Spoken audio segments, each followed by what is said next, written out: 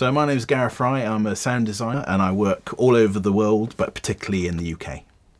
I'm Colin Pink. I'm a sound designer and front of house engineer, and we're here at the National Theatre Studios in London.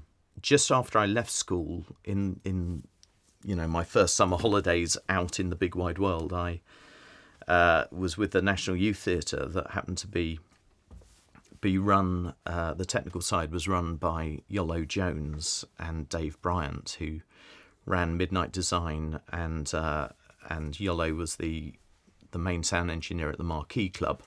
So he got me in there. And my first gig there was Terence Trent Derby. I was assisting on that. But my second professional working date was assisting on Guns N' Roses, who were this little-known band over in the UK promoting their first album. So I should have given them my card, but there you go. Yeah, I've always been really interested in sound and music, and I used to make mixtapes, at the weekends with my dad's hi-fi, and that was what sort of got me interested, I think, in sound, and was making those mixtapes. And so I wanted to become a recording engineer, so I went and trained in that, and then discovered theatre, and it was doing this production of Amadeus, which is this play about Mozart, essentially.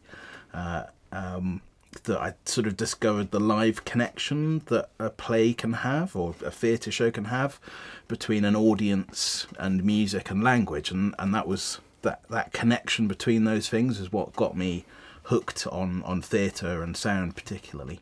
I think the first theatre show that I ever saw was the production of Miss Saigon in the West End, and that was one of the shows that just sort of opened my eyes a little bit about what theatre could be. Previously I'd seen various sort of productions of Shakespeare at school and had been bored senseless, and I saw Miss Saigon and went, it can be quite anarchic and fun and entertaining, and it doesn't have to be so serious, and people don't necessarily have to die. Well, they did die in that one, but it was a really sort of interesting experience to sort of open my ears a little bit about what theatre could be, and that it didn't have to be Shakespeare. Luckily enough, at school we had a theatre. I had no real knowledge or interest in theatre. And was just walking past one day and someone called out saying, we need to try and make a telephone ring on stage. Do you think you could help? Because I was quite good at electronics, and they just thought I might know. So I went in and made their telephone ring, and just kind of found it an interesting environment and kind of stayed and got into it from there. At which point my kind of understanding that there's more to music than just playing it kind of came out of that. It was school really got me into theatre, and the audio side of it, and the fact that you don't have to be able to play an instrument to make one sound nice. And so I went on from there, went to Guildhall School of Music and Drama, doing the technical theatre course, and it was great there because primarily it's a music school.